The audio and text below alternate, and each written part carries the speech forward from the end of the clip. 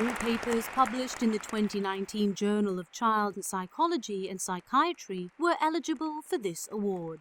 The Journal of Child Psychology and Psychiatry Best Paper is awarded to What distinguishes adolescents with suicidal thoughts from those who have attempted suicide? A population-based birth cohort study by Becky Mars, Jon Heron, E. David Klonsky, Paul Moran, Rory C. O'Connor, Kate Tilling, Paul Wilkinson, and David Gunnell.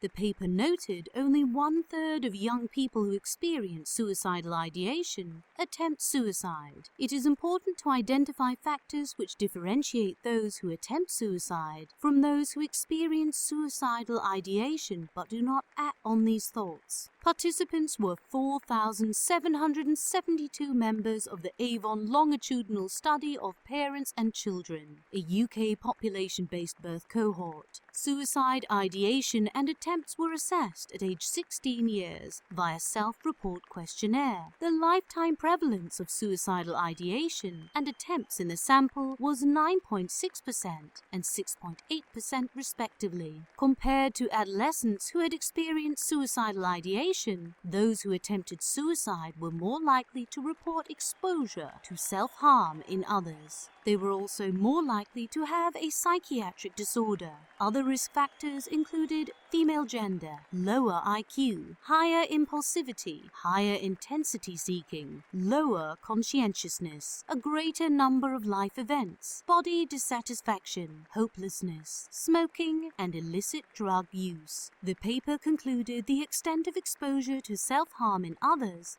and the presence of psychiatric disorder most clearly differentiate adolescents who attempt suicide from those who only experience suicidal ideation. Further longitudinal research is needed to explore whether these risk factors predict progression from suicidal ideation to attempts over time. This paper already has 35 citations.